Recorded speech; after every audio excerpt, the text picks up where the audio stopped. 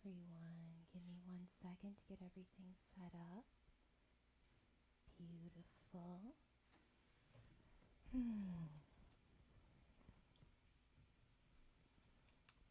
If you're on TikTok, let me know if you can hear me on the live. All right.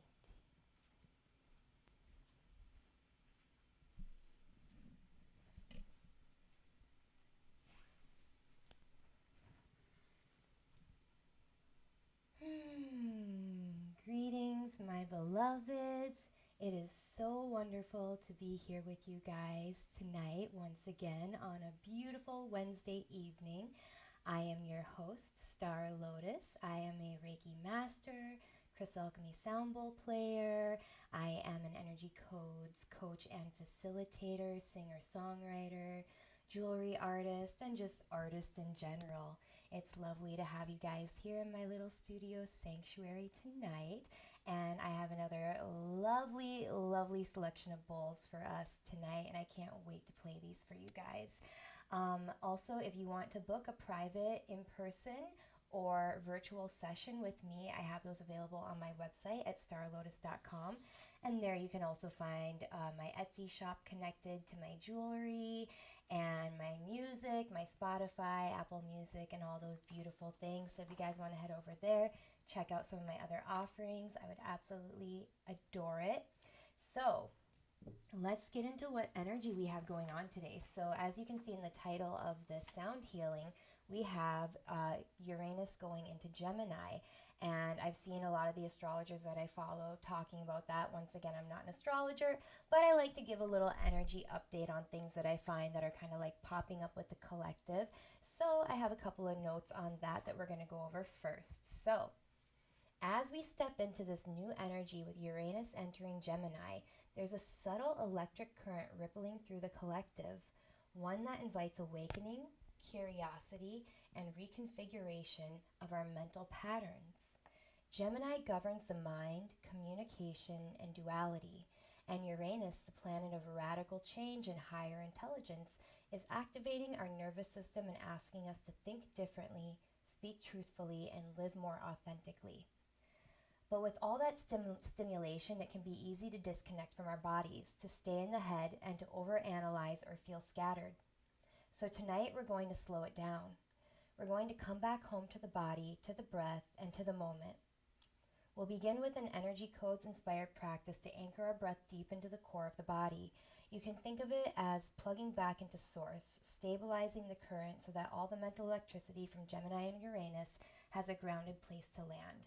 So I decided I wanted to go over the cycle of evolving humanity, and this is kind of like the evolution of the cycle. So this one's like a little small. It's not one of my big ones that I normally have, but you can kind of see that this kind of goes up in a spiral, okay? So the spiral of evolution, we start with, we create something.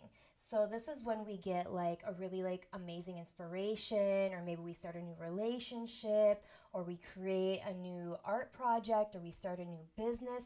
This is our creation phase. Now think of the feeling that you get in your body when you're creating something, and you've got like this inspiration, you're feeling really motivated, you have this beautiful idea or this beautiful thing that you're growing, and you're putting your energy into it. Feel that energy in the body. See kind of where, when you think of a time when you felt that creation cycle coming in, and think of how you felt when you were kind of like in your zone, doing your thing, or maybe falling in love. Think of that feeling of creation of something, okay? And then we go into the cycle of sustain. So it's kind of like spiraling up. So we create, and then we sustain that. We nurture it. We take care of it, okay?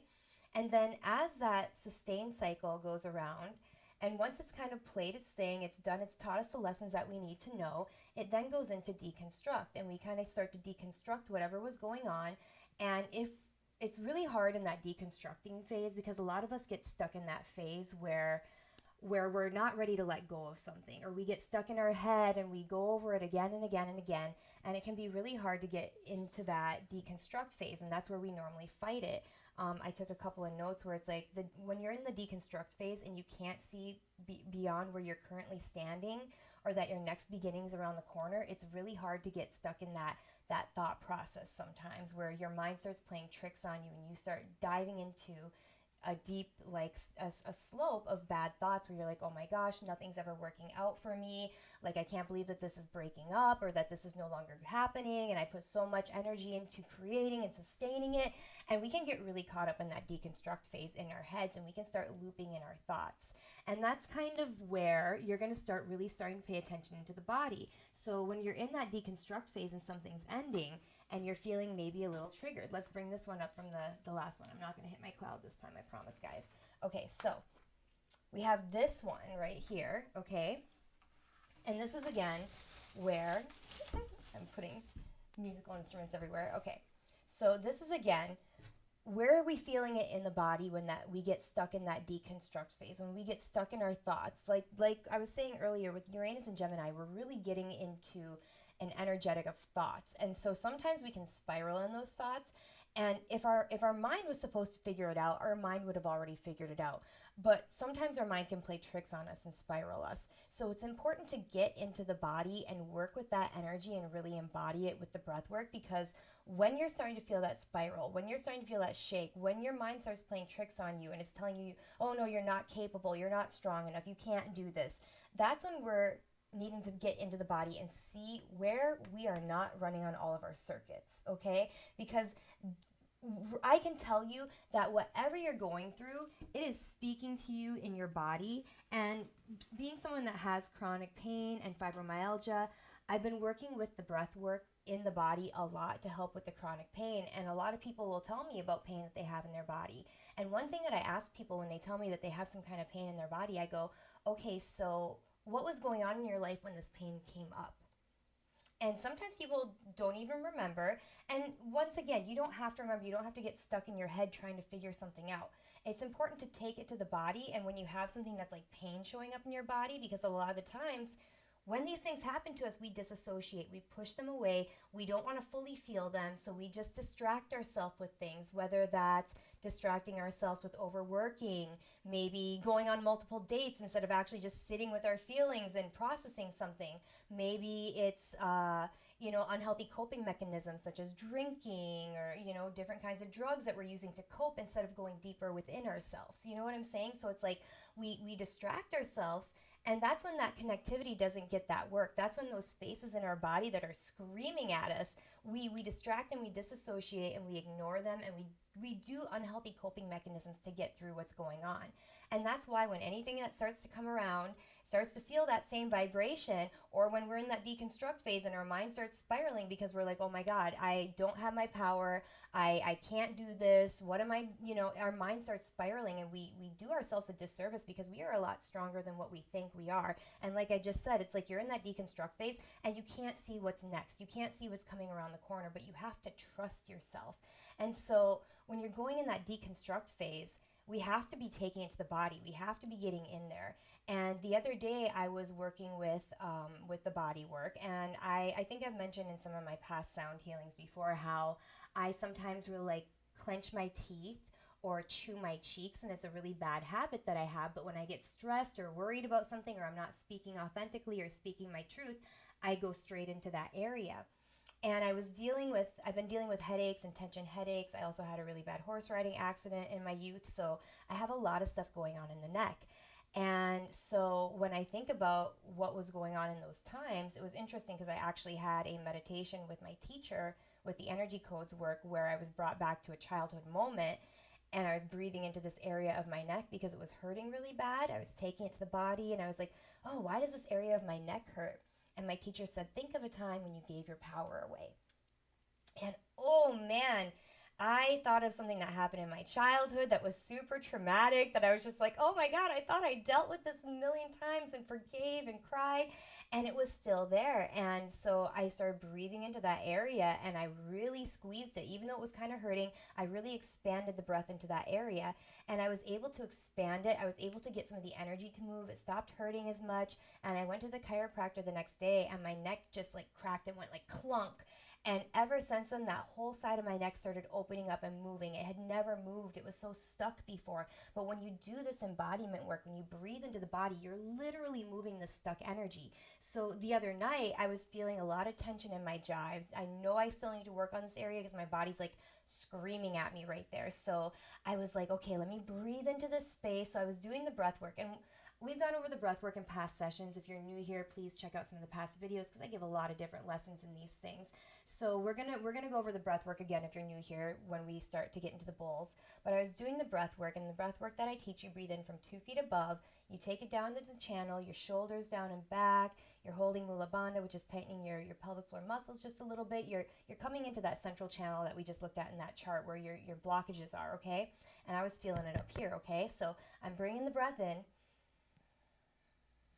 It's a belly breath into the upper lobes of the lungs, and then I'm expanding it up into this area of my neck because I feel all of this upper neck area and my jaw and everything. I feel it all really, really tight. So I'm breathing in slowly, and as I'm filling up to here so I can feel tension. You know when you're about to yawn, you hear that kind of like pressure sound in your head?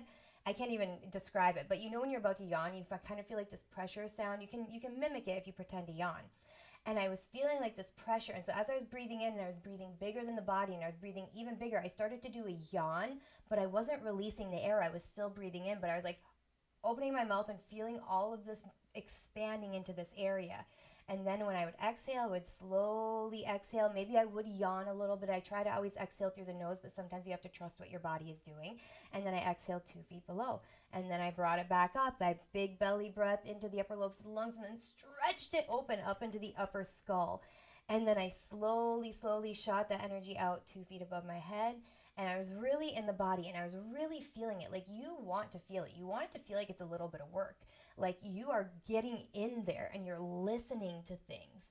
And so I was in there, I was moving the energy. And the next day I went to the chiropractor, and I always really suggest body work too, because anything, and I mentioned in the last session too a little bit about fascia, like anything that's moving that energy in your system is going to be moving it with your breath as well. And those two coming in together is like amazing. So I went to the chiropractor and he like cracked my upper neck. And the whole thing went and it was just like amazing. It was so much energy and I feel so much more open. And it just goes to show once again, healing's not linear. There's layers to this stuff. You have to be patient with yourself. You have to be patient with your process because we are going on a spiral. You're creating, you have that amazing creative energy, then you're nurturing and you're sustaining, and then you're deconstructing. And if you can see that in that deconstructing process that you are growing and you are evolving and you see why you went through that and what you've learned and how you've nurtured that within yourself, you can go on to the next level, and you're able to easily go on to the next level when you're not staying so stuck in something that's no longer serving you anymore. It's no longer there. And there is the void. And then after the deconstruct, you go into the void. And the void may be a place where you really don't know what's coming next. Maybe you have no inspiration, no leads, you're really not sure, you're just kind of floating there. And that's another place that we have to get comfortable because the void is abundance. There's endless possibilities in that area between these spaces, between the deconstruct and the create. And there's so many different possibilities. It's really where you're the creator of your life. So with all of this mental chatter going on right now that you may be feeling, it's really important to get back into the body, to really ground within yourself, to really feel those feelings. You have to have what you're having. You have to go through those emotions.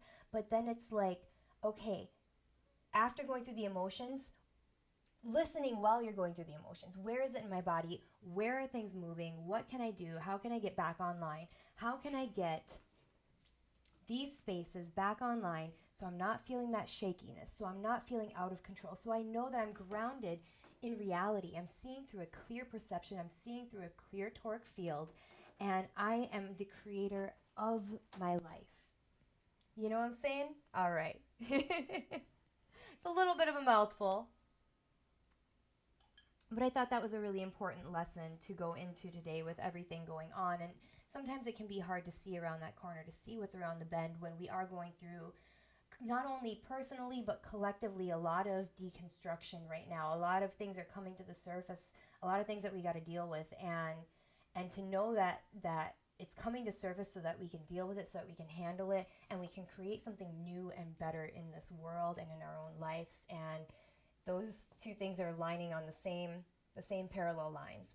When we love within ourselves, we're loving outside of the world. So, without further ado, I would like to introduce the bowls to you guys. Tonight we are going to be working with the powerful balancing energy of the C major scale, a perfect triad that anchors us into the root, empowers us, and opens the throat, connecting our grounded sense of self with our ability to speak and manifest truth into form. These three energy centers, the base, the will, the voice, are like the tripod that stabilizes the whole being. When aligned, we stand rooted and clear, empowered to take action and express ourselves authentically. But this journey doesn't move vertically. We're also weaving in the expanded chakras, working with the tones that reach above and below the central channel. These are the soul layers that support us embodying our higher purpose and anchoring into the lived reality. So I would like to start off, and I'll put on my voice so it sounds a little bit better with the bowls. We're going to be starting with C, our big deep C for the root chakra. This one is aqua auric gold with imperial topaz. This bowl brings clarity, joy, and confidence into the foundation. Imperial topaz energizes the will, while aqua aura clears and uplifts, grounding us with brilliance and stability. Next is our middle C. This is malachite platinum, a bowl of deep heart-connected transformation. Malachite clears the emotional body and supports the release of old survival patterns, while platinum weaves divine feminine intelligence through the lower chakras. This little baby right here, a potent one, the high C for chakra 8, the life purpose chakra. This is Sedona red rock, Mount Shasta serpentine, and platinum. This is the point just above the crown where your soul's blueprint downloads into form. Sedona's grounding and Shasta's mystical clarity harmonize beautifully here, helping us to connect to divine will and the sacred why behind our path. Then we have E for the solar plexus, the center of our being. We work with the power of E, our personal sun. Our grounding E is Great Salt Lake Violet Flame Aura, a bowl of purification and elemental restoration. This alchemy works deeply on the solar plexus to transmute fear and ignite inner power from a place of spiritual alignment. Then we have our middle E, Dead Sea Salt with androgynous indium, a rare combination for energetic balance and endocrine support. This bowl brings both masculine and feminine currents into harmony, helping us reclaim our authority without force through coherence, not control. Next we have G, the throat chakra and beyond. We close the triad with the note of G resonating with the throat chakra, your center of communication, manifestation, and resonance. It's also our speaking truth and our hearing truth. Our low Chi and labradorite platinum opens up the 10th chakra, the embodiment chakra, helping you integrate your soul's wisdom into your physical life. Labradorite strengthens intuition and inner vision, while platinum brings grace and balance to this body, deep mind-body connection. Finally, our high Chi, pink ocean gold, which activates the higher layers of expression. Soft and nurturing and radiant, this bowl encourages us to speak with love, dream with clarity, and create from the heart. As the sounds begin to wash over you,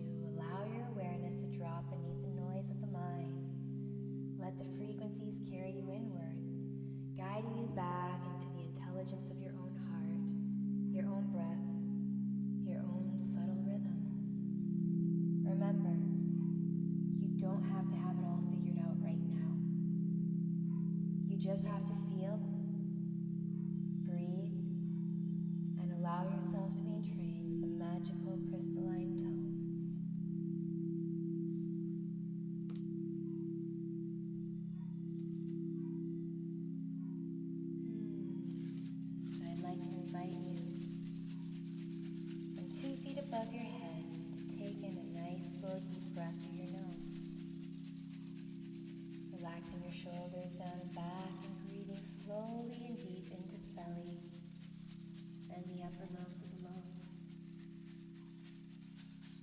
Holding the lavana, which is tightening those root muscles, those pelvic floor muscles ever so slightly, just enough that you can feel it to ground into the body.